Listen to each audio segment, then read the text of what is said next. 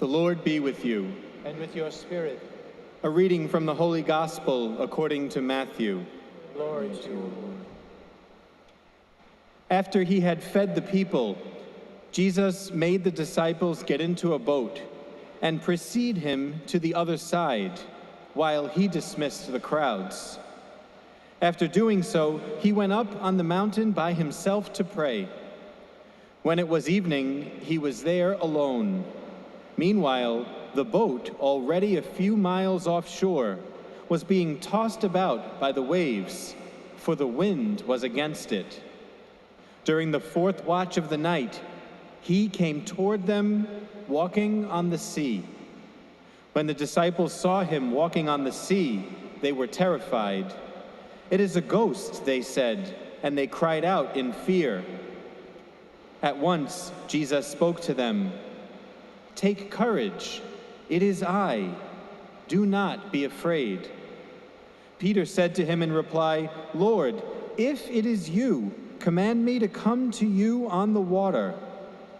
He said, "Come." Peter got out of the boat and began to walk on the water toward Jesus. But when he saw how strong the wind was, he became frightened, and, beginning to sink, he cried out, "Lord, save me."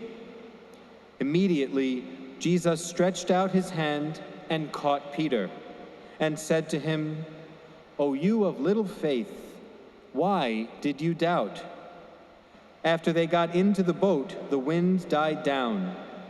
Those who were in the boat did him homage, saying, "Truly, you are the Son of God." The Gospel of the Lord. Praise to you, Lord Jesus Christ.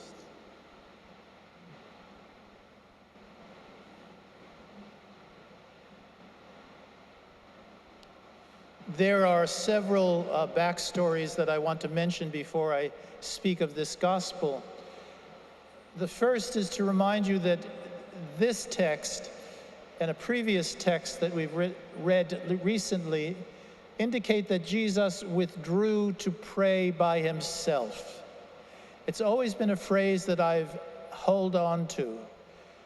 If the Son of God needed time for personal, private prayer, who are you and I to think that we can get through life without it?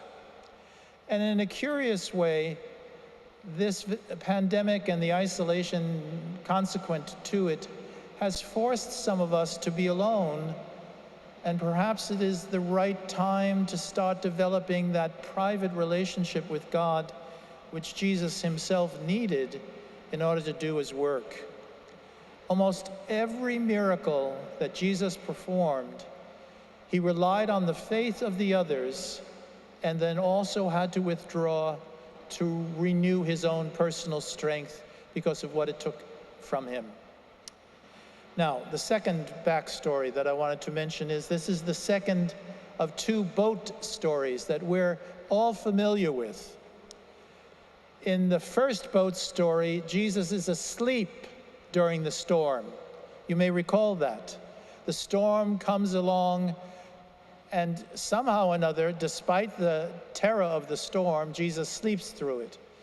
So our ancestors wake him up because they're scared stiff, and they beg him to save them. Now, I might add an addenda here that says, or an addendum, since it's a single one, an addendum that our ancestors at this time and in many cultures believed in spirits.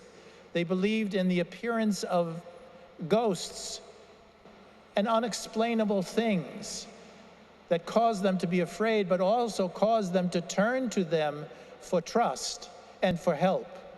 So it would not be unusual for the disciples of Jesus in the second boat story to see the figure of Jesus not sleeping, but walking across the water toward them. They would think of him as some kind of apparition, some kind of spirit to save them, come from another world. And we know, of course, that the story evolves that he is in fact himself in the flesh. And he demands from Peter and the others an act of belief. Now, interestingly enough, also for me, is that the original word for "O ye of little faith," we grew up hearing that, did we not? "O ye of little faith."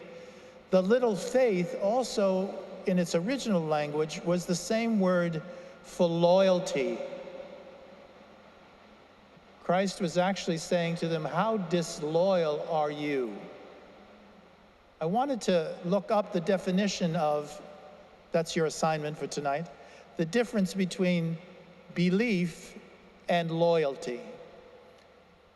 Now, before I get to that, the third backstory is that recently, some of us who went on a trip to the Holy Land saw the remains and the reconstruction of a fishing boat that had been found in the sea, well preserved after all these centuries. And the archaeologists took it up, cleaned it, and could examine it, and using carbon dating, realized that it was from about the period of time of this story, that it was likely the same kind of boat that the disciples were fishing from. The boat had a sail. It could hold 10 to 12 people, and even surprisingly to me, 1 ton of fish. So it must have been a vehicle that was pretty strong to withstand terrible storms. But what we also learned on that particular trip to the Holy Land was that the sea, because they did not have scientific instruments, could come up as a squall, as a sudden squall that could overtake them dramatically. So the description in this particular gospel is quite accurate historically. And what it suggests is that even with the biggest boat, now read this, as scholars now say, the boat represents the church. And we're in the boat, the storms of our lives come upon us, and we're scared. Who in this room has not been? And like the disciples, we're crying out to that figure that we've put our faith in, save us.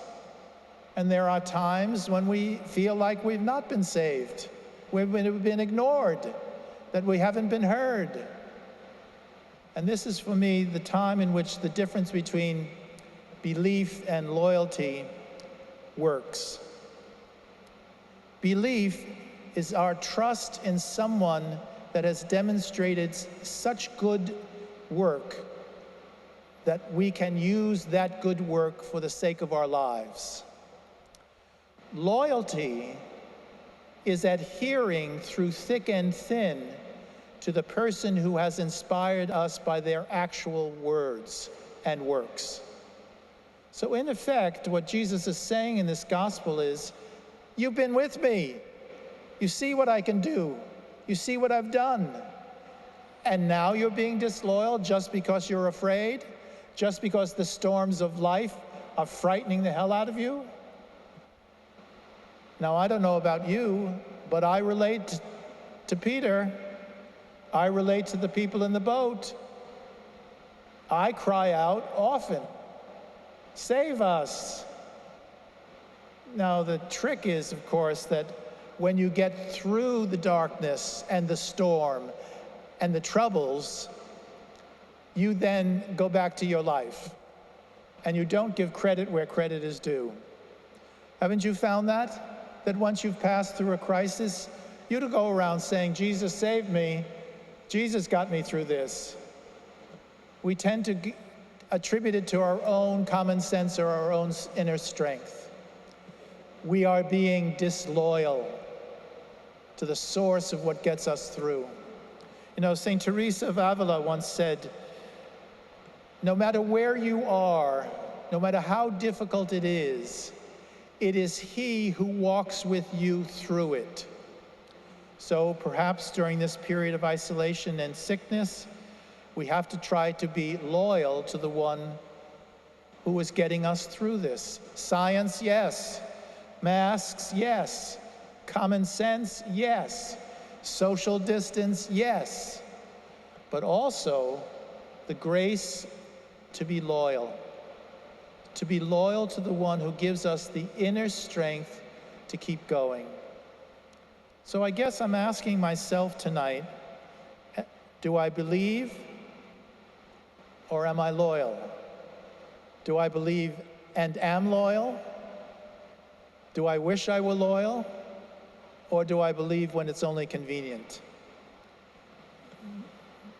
That's a big question, is it not? I think it's worth spending time with. Shall you and I pray for that tonight? I see a few nods. Let's see a few more. Amen.